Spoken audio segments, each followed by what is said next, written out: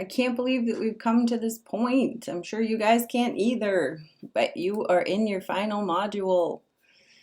For this module, remember you're turning in your final project and you want to make sure that you are reading through the feedback on your earlier milestones. But I want to show you which feedback in particular to pay attention to. I want to show you how the feedback on the earlier milestones relates to your final project so that you know that you're focusing on the right things. So I went to the assignment guidelines and rubrics and I just opened all of these, the final project, milestone 1, 2, and 3.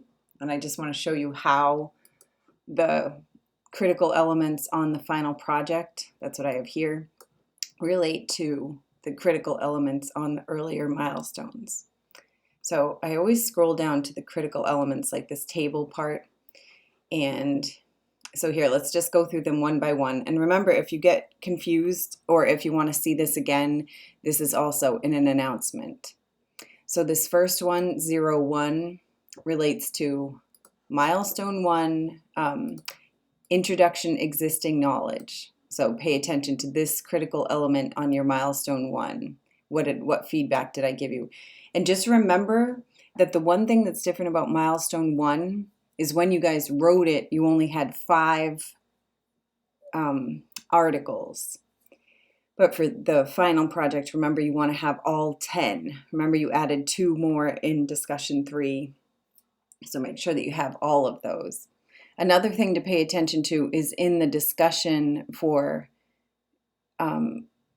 Module 5. Remember how I gave you additional feedback on milestones 1 and 2, so pay attention to that as well. But this is where I gave you this original feedback. And then for this one, 02, that relates to milestone 1 critical review. So make sure that you're reading through the milestone 1 feedback here in order to do well on this part. And for 03, this relates to, you would think it would relate to milestone 2, but it actually doesn't. It relates to milestone 3. So if you go to milestone 3 and you look at the rubric, it relates to this. Relate the research findings to the existing research in the literature review.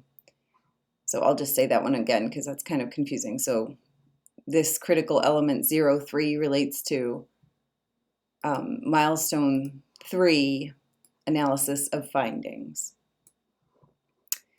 And then this one, 04, evaluate the appropriate research method. That relates to relates to milestone 2 and experimental procedure. So did you find the correct experimental procedure?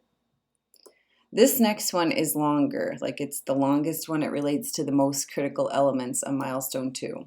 So 05, you go to milestone 2, and this relates to 3 things.